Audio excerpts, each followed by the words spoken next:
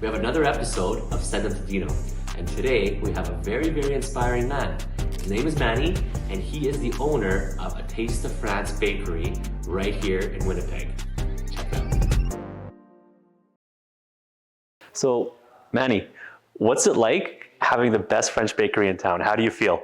Well, that's a tough question because I feel like it's not the best in town. It's one of the good ones for sure. Like I always had trouble rating myself. Like I'm always changing stuff, improving, trying to work on quality. So I don't know that it's the best. It's stick up to the people. I don't want to be like having some false modesty, right? It's just like I feel like it's a good one for sure. I work hard for it. Yeah. As far as being the best, I haven't tried everyone else. Well, I think it's the best. Okay. And everybody that I said there thinks it's the best too. So thanks for being modest. So you came from France, obviously. Why did you come to Winnipeg? Well, it was a combination of luck and, well, I wouldn't say luck. It's like it just happened in a way that we wanted to leave France for a while. Mm-hmm. Like I traveled a lot in my youth, and then finding yourself in Marseille again was not an option for me. Like I know having a kid and raising my son there was not going to be an option. So I started looking for something else, as like for Canada, because I love Canada. That was my big love in the first place. I fell in love with Canada back in Ontario. I worked in Ottawa for 2 years. And then after moving to the States and coming back to France, I'm like, no, we need to go back. Like, I want to go back. I told my wife before we met, before we ever did anything, like, I'm not going to stay in France. Mm-hmm. There's no economic situation for us or for me. There's no future. There's no opportunity anymore. The government is taking everything you make, even more than in Canada, which is they're kind of catching up, right? Because I don't want to be political too much, but the Trudeau government is not helping right now. Mm-hmm. I guess if we go back to the industry, the government is subsidizing a lot of bad food, not to sell health food, but subsidizing a lot of grain, a lot of stuff that's not really bad for you. Mm-hmm. Mm-hmm. But when it comes to from scratch, trying to do quality food, that's not so much for us. Not a lot of help there. So, yeah. No. However, so I have a call. Like my resume was online, and I had a call from this lady on Main Street back in the days, and asking if I want to be coming to Winnipeg, work for her. So I just jumped. So you were in France? I was in France. And you were advertising your resume? Yeah, online. And somebody on Main Street here found it? Actually, I didn't advertise. It was still there from back in the days. Oh. So it was not, it was just sheer luck, right? Yeah. I didn't look for it. I was wanting to, but I'm like, okay. And I took the chance. So you're in France, somebody from Winnipeg calls you, says, I have a job for you. Correct. And you put your family on a plane and? I went on the plane knowing that I was, okay, that's going to sound bad, and if you want to cut it out, it's fine. I knew I was going to work for a French person from France, from my hometown. Mm-hmm. So I was very cautious, which, thanks God I came first by myself. Got it. And finding myself entrapped in a kind of visa program. Mm-hmm. If I don't do what you say, then you're out, and then you go back to France. So it's kind of like modern slavery. I do hear of a lot of that here with newcomers. It's like when your citizenship or residency or it's on your line, and then they hold you that way, right? Mm-hmm. And she was really not right away, but as soon as I landed, she was really like, okay, this is how it's going to work. You're going to work day, night, whenever I say, or you can go back to your country, right? So I came first, and then after a month, I found something else because I knew that was going to happen. Mm-hmm. Yeah. I didn't hope for it, but I knew that was going to happen. That was likely to happen, and it did happen. Mm-hmm. So I found something else, and then jumped ship, and now the rest is history, I guess. Wow. Okay, so when you first moved to Winnipeg, where did you live? I lived on Leila Avenue. First I lived on the French. Like the boss I had rented some kind of French community welcoming, house, like temporary for a month. So I was there for like a month, and then I jumped somewhere else on Leila Avenue, where I was roommate with my roommate at the French place. Mm-hmm. We both work in the same bakery shop. Okay. So it was easier for us to rent a car, share the cost, because basically we came with. I like to say I came with nothing, but I came with minus. I came with debt and a big dream, right? Wow. Yeah, I had a lot of debt, and I always want to thank the Winnipeg Harvest because we used them. We had nothing. We had the diaper from them. We had the food from them, and we built from that.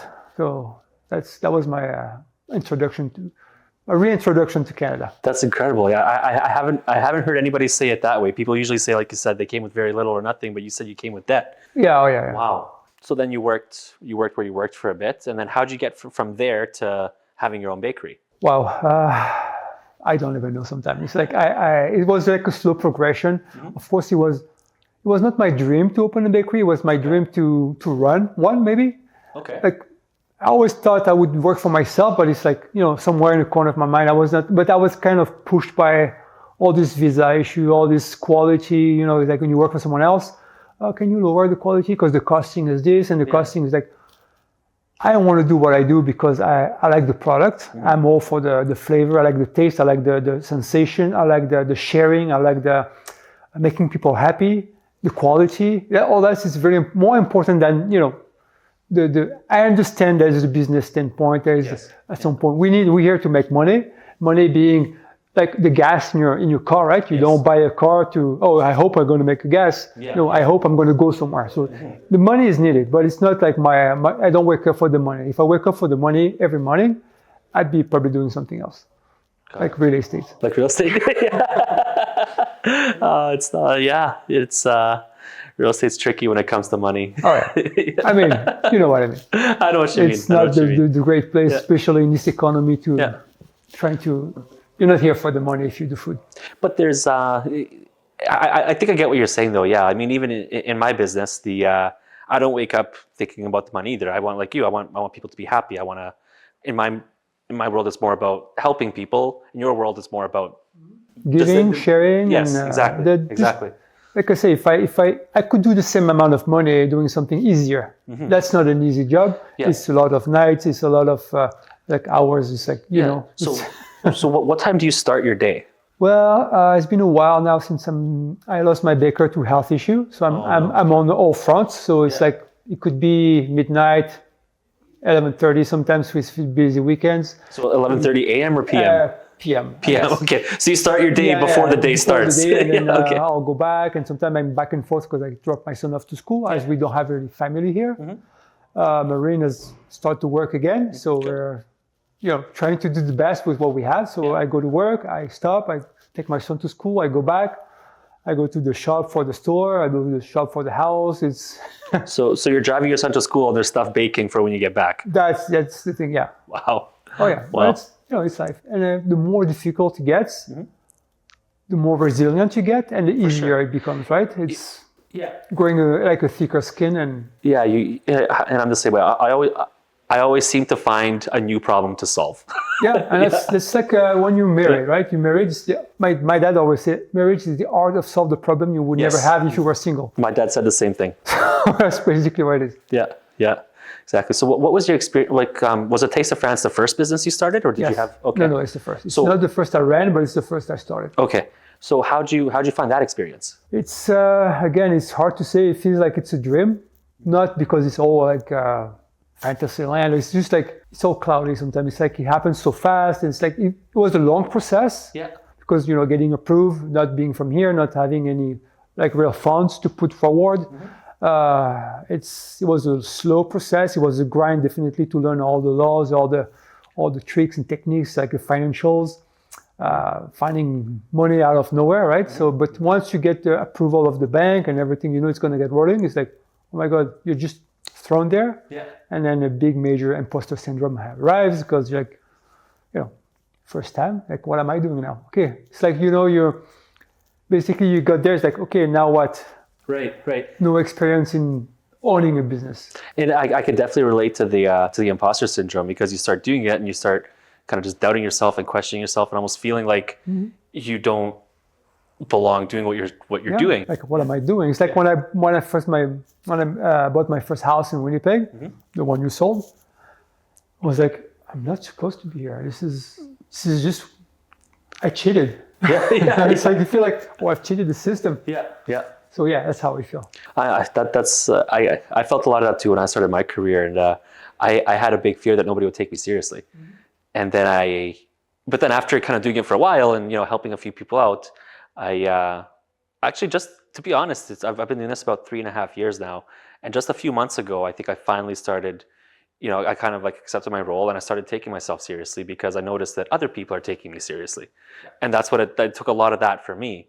So, do you remember? I guess a good question would be, what did your product offerings now compared to when you started.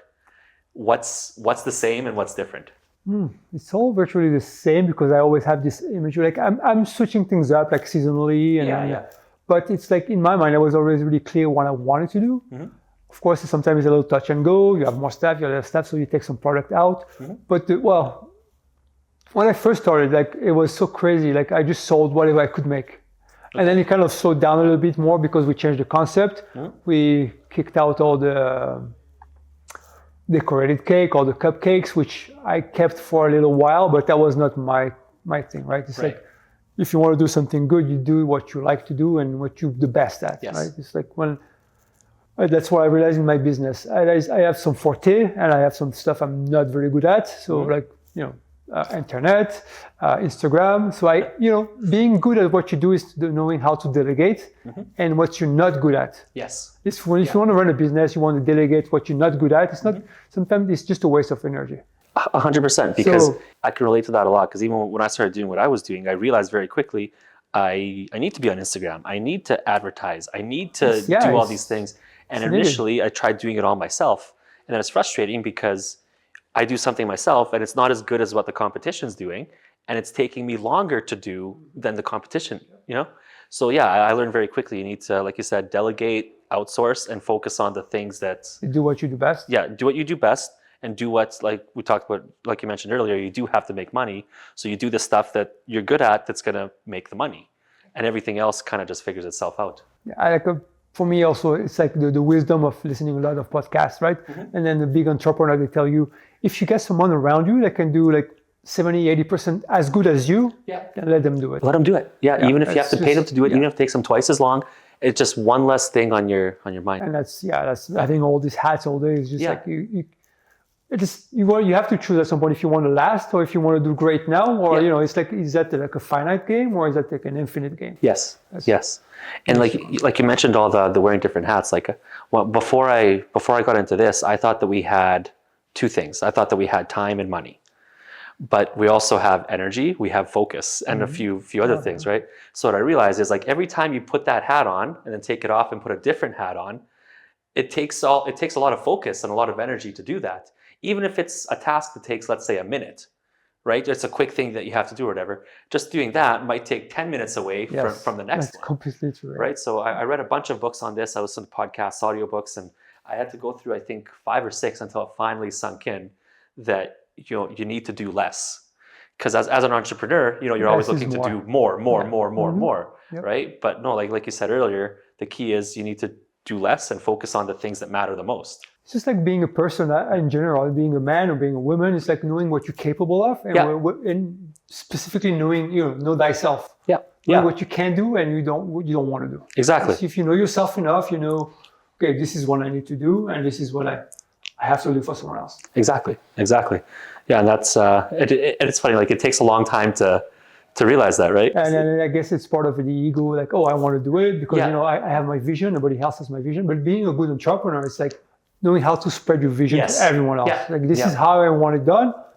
Like I'm down always. Like, hey, you want to tweak a little bit? If I like the quality, if it's kind of the same spirit of what I want, if it's like again 80% of what I like, express yourself. Because I don't know in your field, but in my field, everyone is like a little bit of an artist, right? It's like an example of boxing. You can train a boxer and tell them you have to do this and do that and go this way and this is my strategy on the ring.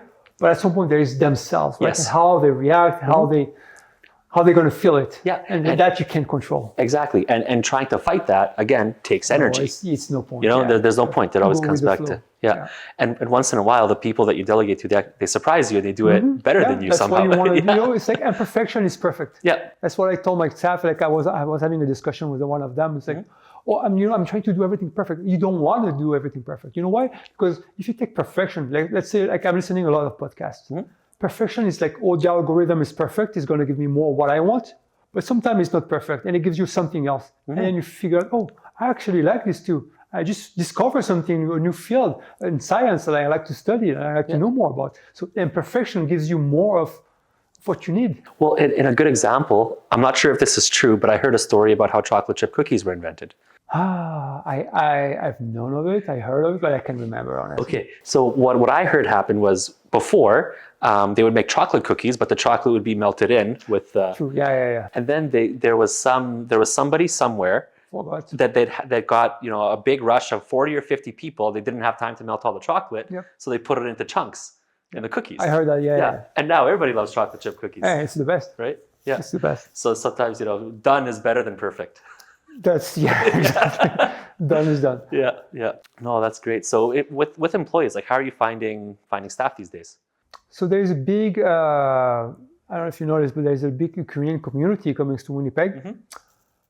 Not to criticize anyone from Canada or from anywhere else, but this community is really bonding together. Mm-hmm. They're really supporting each other. Yep. And then they're all very hardworking people. Yes. And I think we share a lot of value with them as a lot of country, right? But in Europe, I think like we have a lot of thing in common. Yes. Yeah. France and Ukraine is like a lot of, I don't know, there's some kind of osmosis created.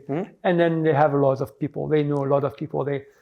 Since I hired the one person, she's my go-to girl. Like, I need a baker. Like, oh, don't worry. Yeah. She calls someone. Yeah. I need a salesperson. Oh, the other guy's like, don't worry. Yeah. So it's all, I haven't been looking for staff in 2 years now. So your staff are just finding the staff? Like sometimes I put an ad if it's something, but it's like, at the end of the day, it's just, I'm recruiting, but also it's people you know, people they know. And if you trust your staff, and then you trust their judgment, right?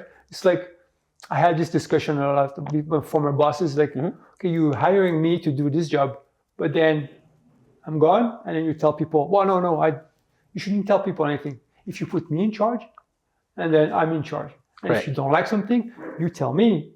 But, it's like chain of command. Yeah. If you break that, and then you break the trust. Right. And then I do trust my staff, the front staff in the sales. I have zero problem. Like, I'm not here, and I know everything is running. Nice. That's good. So it's gotten easier. That was going well. Good. It's just getting back to that bad season with the kiosk. I don't know if I should say it or not, but we had a very terrible season on the bridge, which, as everyone else, the tourism is down thanks to the economy. So we're recovering from the kiosk. So you're referring to if you're coming from the Forks, you cross Provencher Bridge, and then there's the little trains there, right? Yep. So that didn't go well for you? That didn't go well at all. I had the hope. I didn't want to miss the opportunity. I had the hope for, the season is going to kick in and but then the next thing you know, you turn around, it's August, September, and you're thousands of dollars out paying staff, hoping it picks up, but it's the end of the season.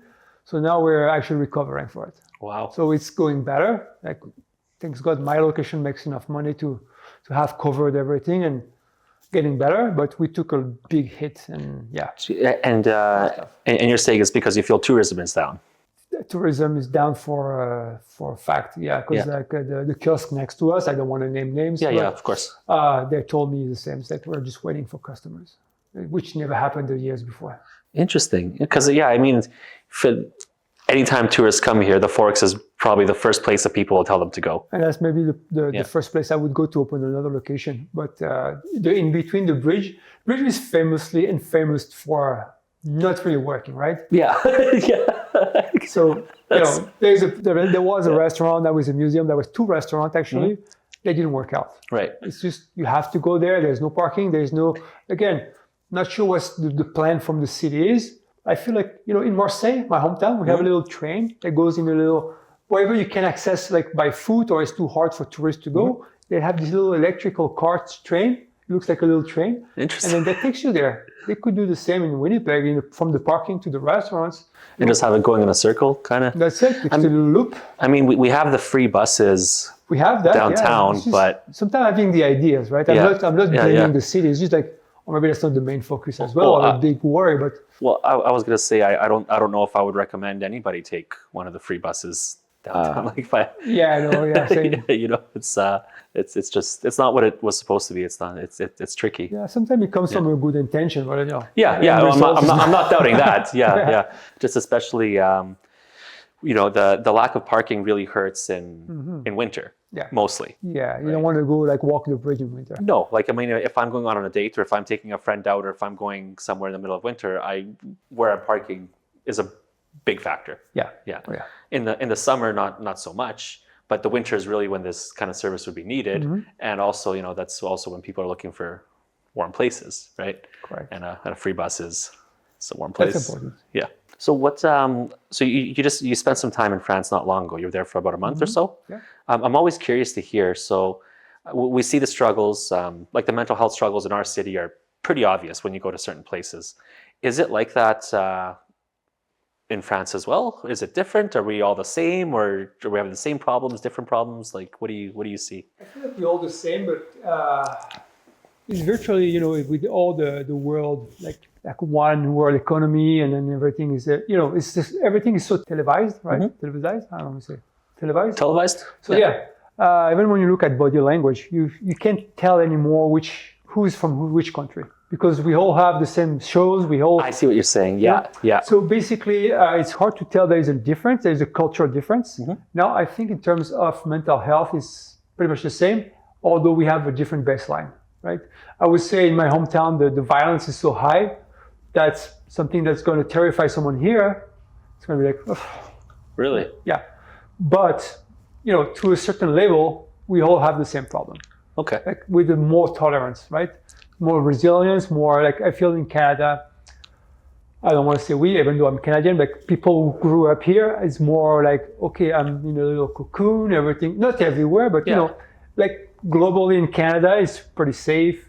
I think it's safe to say it's pretty safe. Most places, yeah. Most places you go, you don't get, attacked, you don't get mugged. It's like, if you go to my hometown, you don't want to go in my hometown. Like you want to go on a touristy place. But where I grew up and where I grew up was pretty safe back in the days, if you go now. Where I used to live, when I went to see my sister, like the first day I landed, the first hours I had a fight with the neighbor, right? Really? So, yeah. Oh my God. Anyway, so it's, again, mental health is terrible everywhere. I think it has to do with, poverty, the economy, a lot of problem with the food as well, right? Food is very important. It's like we say mental health is your lifestyle, the way you eat, and what you eat is going to create your hormones. So basically, the way you feel is what you eat. If you eat junk food, you're going to feel depressed. We know we link depression and junk food together. It's medically proven that when you have bad food, you're more depressed. Right. And when you have good food and exercise, depression goes away more so than with any medication. Okay, so from your perspective, what does good food look like and what does bad food look like? I don't want to say there is a good way of eating or bad ways. Like it's obviously the more, I'm not pro junk food, I'm not pro seed oil, transformed product, like ultra processed product. I would say if you want to eat healthy, I also do indulge in croissant at some point. I like to eat. Well, of course, I'm a food person, right? But it's like when you're voting, you want to cast the vote where it counts most. Right. So if you cast your vote in a right place, and then it's okay to have some bad vote, right? So what I do, I eat mostly unprocessed food. Now I'm more on I used to be a vegan. Okay. That was crazy. And so tell me about that. Why? Okay. Yeah. Why? I love everyone. I'm compassionate. I love animals. I have animals my whole life. So I got into that vibe where, the guilt. Okay. I don't want to kill. I still not want to be part of the industrial process of the killing animals, right? The way they're treated. I don't want to be part of it. So what I eat is like the meat from select places where I know it's cruelty free, if I may say. It's always a kill. Yeah. I don't want to have that debate discussion with like, vegan is good and meat is bad, because at the end of the day, whether you're a vegan, unless you grow your own food, first of all, it's really hard to be a vegan, because even if you have like organic food, because you want organic if you're vegan, if you're organic, you're going to eat spread with shrimp meal. That's the only way you're going to have fertilizer is shrimp, right? It's an organic fertilizer. So, and then we know now that growing monocrops and growing everything that goes for vegan, I want to say people, kills lives as well, right? You want a monocrop, you have to kill everything that lives there. Everything that's a threat for the crop, it's true, it's worms, it's the soil, you're killing squirrels, rabbits, turtles, you name it. So it's death in everything we do. Right. My belief, I'm not sure if it's a fact, but my belief is if you eat meat, then if you do a kill or if you eat like a beef, you can feed a person for a year. Right. One life, one person, 1 year. And then that's how I try to rationalize. Okay. Because life kills life. If you want a life, something dies. Right. Something lives, something dies. Right? It's a circle of life. It feels like a little crazy, but it's true. Yeah, it's how it's always been. We can't get out of this circle. Right. Something lives. For something to live, something has to die. It's a sad reality. Yeah. And thinking we're outside of it, thinking we're not above anyone. We're just animals, and we need to come to terms with the animal side of us. And as much as I love being a person and to think about for myself, I also in touch with the fact that I'm part of this system, in this ecosystem. Yeah, and I think that's important to recognize, because I feel like a lot of people struggle, like you mentioned, like with the guilt. Yeah. Right. It's everyone. Yeah. Yeah. And some industry play on it, right? So, they do, and the thing is, I feel like they almost try to steer the guilt in certain directions. But like you mentioned, there's loss. Anytime there's gain, there's loss, right? So to go back to what I do eat and what I recommend is like minimally processed, locally grown, and that's the best you can do. Now with your inclination of being vegan, meat, vegetarian, it's totally up to the people, and I'm not here to tell you what I do. I'm trying to stay local and to have 1 or 2 ingredients and do it myself. Right. And then every now and then a chocolate croissant. Yeah, you have to have a little bit. So if for whatever reason you had to stop doing the bakery, what would you do?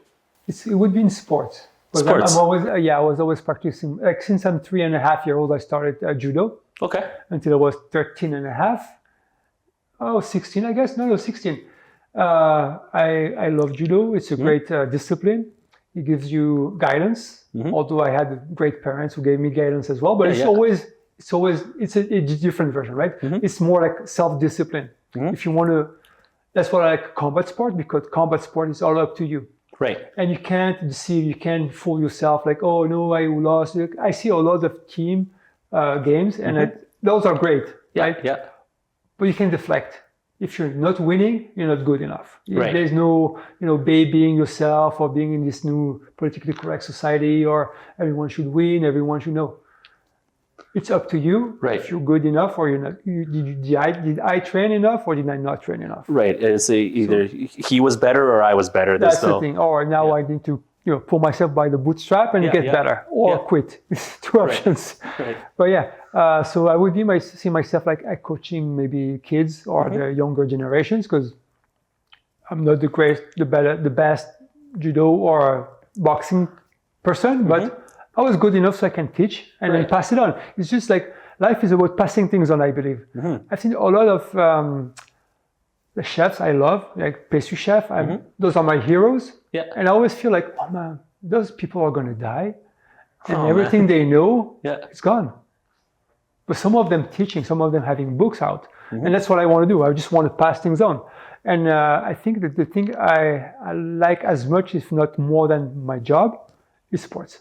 Wow. So I think I would coach either health, like a health coach, trying to hold people accountable, give tips, how to lose weight, how to get in shape, because that's something that's a passion for me, like the nutrition, the food in general, the industry of the food, because there's a lot to be changed there.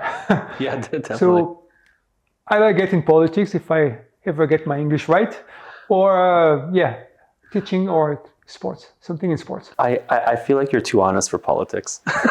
I'll say that. I'll say it. I don't care. But now it could play in your, I think things are going to change at some point. The issue I see with politics is I feel like with a lot of different organizations, it's almost like a club, and you join this club, and you, for whatever reason, I feel like people have to abide by the unwritten rules and follow wholesale whatever the group says, right? That's my problem with politics. That's my problem with a lot of things in life. Like I have friends that have completely lifestyle completely different than mine, which I respect. Yeah, we're not friends because of what we love altogether. We also friends because, but in spite of stuff. Like I don't agree. Like I had a good conversation with with Marine. About her mother, right? My mother-in-law. We used to be like, I hate my mother-in-law, she hates me, and blah, blah, blah. But I realizing we get closer now with time, because she is a really big believer. She loves God, she worships. I don't necessarily, I'm more like agnostic. I don't know. But I see in her value. I see her, the core value, how good, she's a good person, she's trying to help. whether I believe or not what she believes, it's not a big issue. I think we should try to get more together as what holds us together, trying to see what could be the glue of us, like humanity, rather than what can separate us, Yes. right? And I think that what politics does is like try to get people away from each other, like divide to conquer, right? Yeah, definitely. And then we can be like, I'm disagreeing with a lot of stuff with my friend, but it doesn't matter. Doesn't matter. We don't have to be all the same. Yeah. We need to be different. But then, agree to disagree sometimes, it's fine. And I feel like in this society, you cannot agree to disagree anymore. It's like, oh, there's this guy and there's that guy. If they don't 100% match, then no. Yeah, and I think we see more and more of that. It's sad, yeah. Because, I like to be friends with everyone. Like every lifestyle, I don't care. I don't partake in some stuff. It doesn't mean that because you do, you're a bad person. It's just not my thing. Exactly. That's great. So I want to go back to nutrition. You mentioned food, junk food, depression, and I agree with you. Like I think if we look back, I don't have it in front of me, but I think that right around the same time that people started, becoming more obese, overweight, everything else, negative mental health seems to have kind of followed that trend a fair bit. I don't think it's 100% the food, but I think it makes a big impact. It's a big part. I mean, it's like the lifestyle. We are very comfortable nowadays. We don't have to move around. We don't have to hunt. We don't have to. Everything is like Instagramification. Oh, I want to Uber. I want to eat. It's really easy. So the expenditure of energy to get the food and the calorie density of the food is complete mismatch. Got it. That's one of the main thing. That's a really good point, because you're right. If I had to spend 300, 400, 500 calories to go and hunt something, forage, whatever, and then come back, prepare it, eat it, first of all, that's got less calories in it, and versus now going on my phone and ordering a cheeseburger. So the calories up and effort down. And nutrition down. Like you have much more calories in your food, but way less nutrition. And we know now scientifically that your brain is going to tell you to keep eating until you reach your protein target.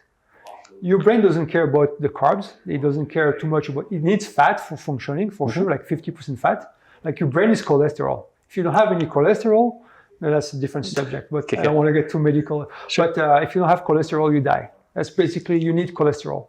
Now there's all this school of thoughts about. Thought of school, I'm not sure anymore. School of thoughts about the LDL, the HDL. This is just blaming the bad person, but this is no blame. LDL is good for you, HDL is good for you. It's just a balance. It's like omega-3, omega-6. You need the ratio. But you need cholesterol to be alive. If there's no cholesterol, there's no life. I lost track of what I was saying. You were talking about, it was depression, food, junk food, calories, nutrition. Yeah, so your brain is going to tell you, keep eating until you reach your protein target. So if you eat more vegetable, more fat, more any carbs, then you're going to still be hungry because there's no satiety in carbs. Carbs is a big one because it's the one nutrient we don't need. We don't need carbs. We can thrive on it, we can live, we can definitely process it, but it's not needed to be alive. It's needed in small quantity. Right. And then the thing is like, if I'm going to have carbs, I know before workout, if I know I have a big day, I have I can include a lot of carbs, but it's not my, it's good carbs and bad carbs. It's so complex. And also the science, I feel like everyone's trying to confuse you just to sell you more of something. That's what it seems like. They blame something else. The main thing you want to know about nutrition, there's no commercial for good food. No, there isn't. It's not needed. Yeah. So if you see like a stamp, a label, or a commercial, or hey, you should buy this, that's because it's needed to be sold. So that's what I go to. If there is a commercial for something, I don't buy it. That's interesting. You don't see lettuce.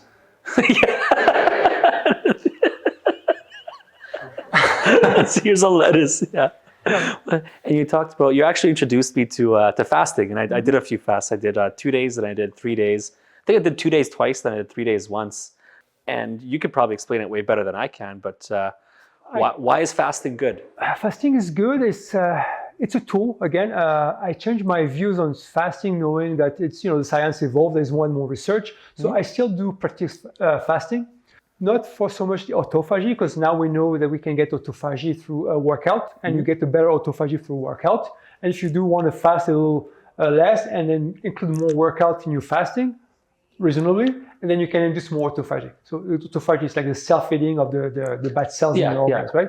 So it's a good tool. It's good for resting your organism because you're not going to digest all day, and that's something we overwork all the time. So we know we don't want to be using the engine all the time. So to rest your sympathetic system and your rest and digest system, it's good to not have food in your body. And again, I think 36 to 40 to 9. It depends. I would say 3 to 5 days fast every now and then is great for you, but I wouldn't bet everything on it. Although again, it's a great, and I'm fasting right now. Nice. So I still think, also I like the challenge of it. Okay. I think we don't have enough challenge in life. Yeah, that's again, true. It goes back to losing weight, gaining weight. It's just like, it doesn't matter if you like yourself the way you are. I love you too. It's just, I don't think our society gets enough challenge. We all like, oh, don't worry, everything is going to be okay. Mama is going to be here. And you have 35-year-old kids living in a mom's basement, right? It's like, we need more challenge and we need to overcome more things in your life. It's like what I said earlier. My life, my day sometimes is just a mess and I overcome it and now I get better. Right. And I think now we're missing now is the guidance from the schools, like knowing they teach you a lot of stuff that's going to be really useless in your life. I don't see any use for the triangle, like isolesis or whatever you call it, to calculate the angles. For me, I never use it. Right. Now, if you taught me which food to grow, how to grow my food, how to fix things, we know there's like 8 different intelligence. School is meant for 2. Right. So I think like school should be helping us with knowing ourselves more and more concrete. Again, I'm going all over the place. I lost a little bit. No, that's okay. That's okay. There's so little time and so much to say. So much to say, for sure. Yeah. So you came here from France. You worked. You started your own bakery. What advice would you give to somebody that was trying to do the same thing today? A lot of money. Okay. That's one of the main things. Like if life is not meant for people who doesn't have money. Like not life, but this economy and this system we have. We have people in power. They're super greedy. So everything is money oriented. So if you don't have a good money to start, it's going to be very hard. Not impossible. I've done it without money, but it's like a nice cushion to have. Saving, it's like for the winter, right? Right. So that's my advice. You save a lot and go to the bank with what you need. Okay. And if so let's say somebody has that, they go to the bank, they have what they need. Know what you're doing. Know what you're doing. Know your craft. If you don't, be undeniable. That's, you say, oh, you're the best bakery. I don't know that I'm the best bakery, but you want to be undeniable. Yeah. You want to be the place people want to go. If you're not that guy, it's going to be tough. That's good. Any industry. Yeah. That makes a lot of sense. Yeah. Because especially when it comes to a business where people have to come and spend money, you might only get one chance. You might only get one chance. And then it's really hard to get customer. But it's really easy to lose them. Very easy to lose. Yeah. That's one customer takes years to grab and to hold on to, and then not like you need your best customer. You need your everyday people, and that's the one that's gonna actually make your business. Like in my industry, like real estate might be different because it's like a big buy. Maybe you're gonna see twice a day in your lifetime. But in my business, it's gonna be like the recurring people. Yeah. So if you're not good every day at what you do, it's not being good once, right? It's, I pull off like a great cake or a great pastry. It's being able to be good every single day, no matter what. If you're sick, if you're happy, if you're sad, if you have a home crisis, if you have a death in the family. Your equipment broke. Anything happens. You need to be having the same product every day without preservative, without the help of the industrial, the magic powder, I would say. So that's the big challenge. And that is because often when people choose to not come again, they don't tell you. They might not even realize they made that choice. They don't realize, but what they subconsciously do, they also tell a lot of people. Not because they want to be bad, but it's just like their experience. So, now we know I'm not going. So it's, bad news spreads always faster than good news. Yeah, I think it's about times 10. Yeah, I think people are much like 10 times more likely to criticize than they are to praise something. Yeah. And I guess that kind of makes sense. Like, I mean, it goes back to loss versus gain. And I talk about this a lot. we're predisposed to give more weight to loss and to avoid loss. It's, I think it's back to our primal ancestral way of thinking and surviving. It's survival. Yeah. Back in the day, you wouldn't wake up like, oh, it's a nice, no, what's going to kill me today? Yeah. We're Homo sapiens. Yeah. We have to worry about the negative stuff. Yeah. And it's still entrenched in us. If you want to survive, we have to be looking at negative stuff. Yeah. It's sad, even though we're evolved people, we're human beings, we have philosophy now, we know that we can overcome stuff. We know we have discomfort. The brain is still wired to live 1,000 years ago. Yeah, definitely. And then we're wired the way Homo sapiens are wired because we're Homo sapiens. Yeah. And then what we think is like, okay, what's going to be bad today? Because you want to prevent it. Yeah. If it's something good comes along, great. Son is 10 now, 11? 12. 12. 12. Wow. I guess, in my head, he'd be 10 because, people don't age when when they're there. So he's going to school, right? Like, do they talk about mental health with kids? Does any of that come back? I think that's, the cursus is so loaded with so much to learn in so little time. I don't think I know they have a better policy about the HDHD, how to manage the kids in a different level, the different intelligence, which we didn't have in my time, which is great. Me neither. So my son is really busy. He's not ADHD at all. He's just a kid who's born in classroom with a subject he doesn't like, right? So now it's really, every doctor can tag a kid whatever disease to sell a medication. And that's what they do, right? Yeah. If you have, you have attention deficit. No, I'm bored. You're not, the subject doesn't interest me. And I was the same. Yeah. I was dyslexic. I was, I guess, hyperactive, right? Which means I just need outdoors and then something that interests me. Right. So, but now they're a little bit more aware of it, although they still try to sell medication. Well, I think it's a good point because it's kind of like if you were to, I think doctors are great and all these diagnoses are great and make a lot of sense, but you have to look at the context of it. I mean, if you and I were having this conversation in -40, we'd be acting differently, right? Or if we were having this conversation very far away from each other or in a dangerous setting, it would be a very different conversation. Or if you were talking about something I have no interest in. Oh, yeah, that's a good point too. Yeah, exactly. So I don't think it's fair to just necessarily put people into a frame or a box based on one experience in one spot. I think the schools are trying their best, and it's improving drastically. And I love I love this about Canada. They're more listening to the kids and the well-being. Again, nowadays we have all the science to know better. We don't necessarily do. Yeah. But also we have all the science to do worse, right? We have all the tools we need, and then sometimes we choose or know how to use it, and sometimes we don't. Right. I think having kids in school at 8:30, 9 is a little early because we know now the kids are only fully awake after 10 a.m. Sorry. Interesting. So the best way to learn for a kid is to be awake after 10 a.m. and that's where you can have the full focus. And you only can focus for 30 minutes at a time. So having kids focusing for 2-3 hours at a time is just impossible. Some kids will. Some kids are more mathematicals, are more vocabulary. Well, if they're interested in the topic, then you can focus for longer.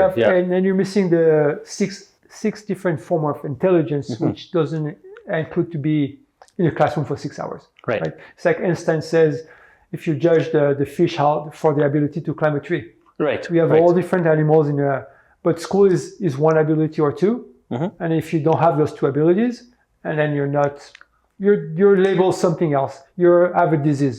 Right. Yes. And I did some learning on that too, and it's it talked about like the importance of play. And like free play and structured play and how that's kind of going away. And I'm actually, I read another thing where it was talking about how kids don't play outside as much anymore. And it's due to a fear of abduction, but abductions are lower than they've ever been. That and also the kids needs to play. They need to play dangerous game as well. Yeah. It's sad, but they found a study where they have all this play structure and they try to make them safer. And the safer you make them, the more kids try to use it in a different way, so it becomes more dangerous. Yeah. So we have to let kids be kids. Yeah, let kids be kids. And it's just needed. Yeah. It's lacking. Like my daughter's 3 now, and like I play with her as much as I can, but I also just let her play on her own. Let her discover on her own and with other kids too. And someone says let the kids do something dangerous in a safe, as long as they, it's kind of safe. Yeah. You have to balance it out, but they need the risk. Moderate risk. Like adults, we need the risk. If there's no risk, there's no reward. Yeah, like you said, if you're not overcoming anything, then what are you doing? Correct. Yeah, it's interesting. Like I don't, with my kid being 3, like I'm always trying to like talk to others who have like slightly older kids and kind of seeing what's going on in the schools and what's being taught and what's happening. Yeah, it's just becoming more and more important to me. Yeah, I'm just glad that I don't have too much feedback about too much wokeism in school, which was my concern, knowing how the government is turning. There's no preying on kids on, I don't know if you want to go there, but on LGBTQ, which I love everyone. Some stuff are okay to teach kids and some stuff are not okay to teach a certain age. I take in my own hand to teach my kids what they need to know in time. And I don't think that should be part of the school. That's not the school job. I require the school to teach them mathematics, French, English, all the skills you need to graduate. I don't think lifestyle and politics belongs in school. Yeah, I agree. And I think, like you mentioned earlier, there are a few, if we had extra time in school, I would like to see more, like you said, grow your own food, fix your own stuff, before kind of going into some of the political. Kids they don't know today they want to be a monkey, tomorrow they want to be a doctor, and then tomorrow they're a woman. Tomorrow they're going to be a girl, a boy. I don't want to go too much there, but it's kids changes all the time. My son had a little time in his life where he wanted to paint his nail. Maybe he wanted to try to wear a dress. It doesn't mean, but he's a boy. He tells you, I'm a boy. I just want to try stuff. And they change their mind all the time. So I think try to push kids in a way or a different way or anyway, let them figure it out. Yeah, I think that's probably the best way to put it. It's let the kids just navigate their own kind of path through things and don't. As adults, we don't know ourselves. You expect the kid to make a decision who they want to be now. Yeah, exactly. Yeah, and we don't know. Yeah, and before anything permanent is done, for sure. Fantastic. Yeah, talking about mental health, especially, like that's one group that I feel is that really has a hard time.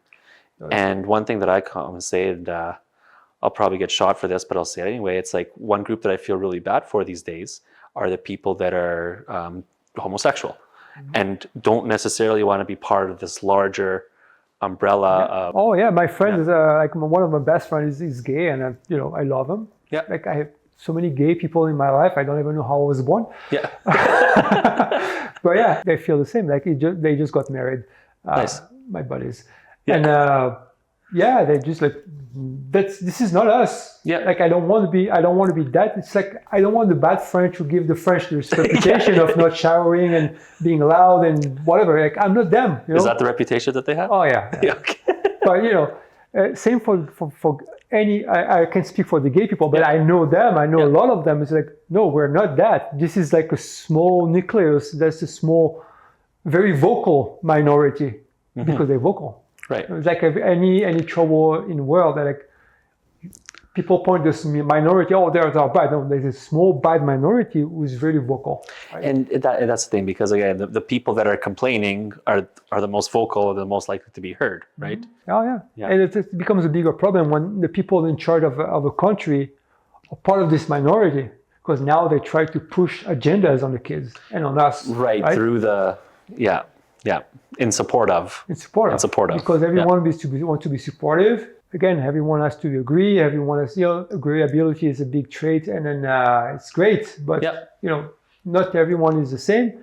And again, kids need to be kids, and then the politics needs to stay at their place. And then I'm not expecting my government to save my life, but at the end of the day, they govern us, but we put them in charge. Right. There are employees, and they tend to forget it. I think that's common all over the world. Yeah. Oh yeah, it's everywhere. Yeah. So we talked about in support of. So even like this is all done in support of the Mood Disorders Association of Manitoba, and that's kind of the opposite of what we're talking about here. It's a great organization. I'm not sure how much you know about them. Which one? Sorry. The Mood Disorders Association of Manitoba. I've just learned of it. Yeah. See, so that's the thing. When I was sick, I didn't know about them either. I had no idea. because it's it's mostly run by volunteers. They don't. I'm sure they advertise a lot actually, but I just never got in touch with them. And if I would have, I don't know, things just would have gone more smoothly for me. So it's like it's weird because like there is help out there on every scale, but the help that's out there has to manage their own resources, split between advertising and getting more funding and actually using the funding that they have. And I feel like that's another area where I wish the government would just help a little more. It's what we were talking about. Is there is no advertising for good food. Yeah. For everything that's good for you, it's not really put up Well, even if you're an organic farmer, you have additional costs to certify your stuff as organic, right? And it's the same thing with mental health, like you mentioned with the prescriptions. There you see an advertisement for Tylenol all over the place, but where's the advertisement for going for a walk? Yep. Or just exercising. Or just exercising. When you every time you're going to flex a muscle, that's going to secrete what's called hope hormone. They call it the hope hormone, which is anti-inflammatory, which is health promoting, which is mood enhancing. It's actually boosts your immune system. So every time you're exercising for 24 hours, your muscles secrete this hormone. Put you in such a good mood. Oh my God, I did this. This is wonderful. I feel so good. If you exercise every day, then you're going to feel better every day. Right. But there's no schooling for it. There's no promoting for it. There's no, oh yes, eat less, move more. They try to do, oh, we've done something, right? Yeah, but no, it's not enough. You're right. Yeah. I mean, you see advertisements for gyms, personal trainers, things like that, but you would think that there would be something more of a centralized push, right? Like a blanket statement. We cover the topics. Yeah. We told you eat too much. They guilt the people so they don't have to worry about it. Yeah, It's a strategy from any. I'm going to go there for any Marxism government or any communism country, right? It's like you blame the people, you make them. It's like, oh, you don't give for cancer. Well, I give thousands for taxes. Why don't you give for cancer? Right? I give to you. Why don't you spread it out better? Yeah, but no, then they just take both. Yeah, why should I heal cancer when I'm paying so much taxes? Yeah. Use my taxes for cancer. Also, cancer is high because the food is low. Right, that's the other thing. 90% of our disease is metabolic right now in our society. I think it's more than 80 anyway.